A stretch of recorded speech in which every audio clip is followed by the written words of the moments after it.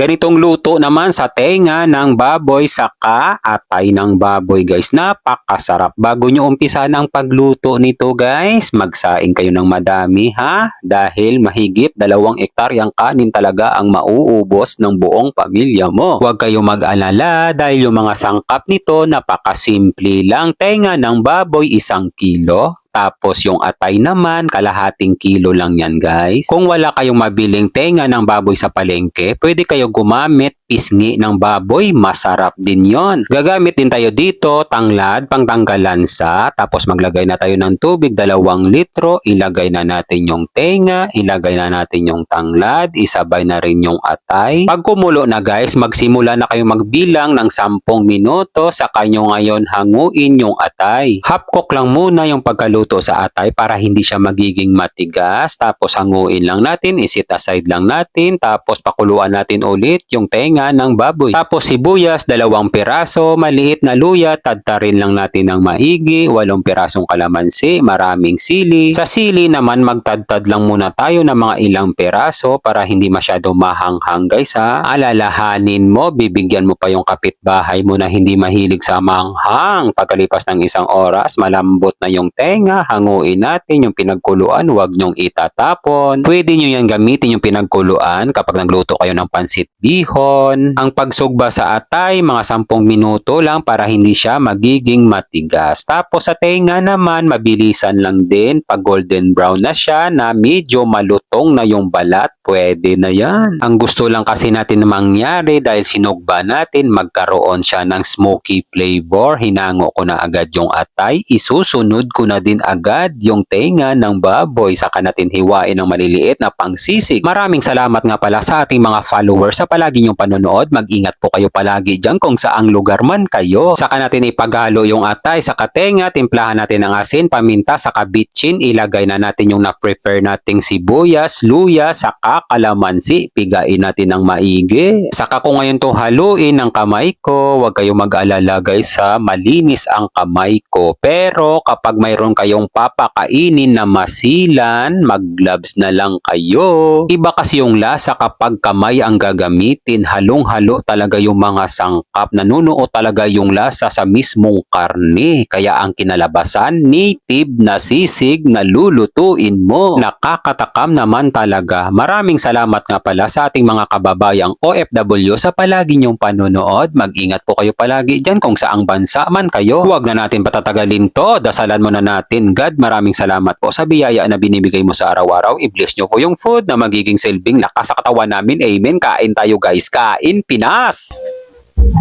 Yan. Higaan natin ng kalamansi. Yan. Para sa inyong lahat to guys. Native sisig. Wow. Sarap.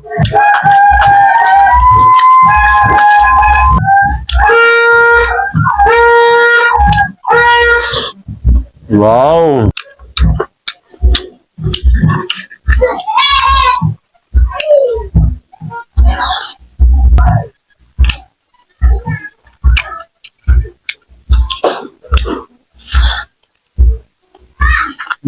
Champion guys. Panalo.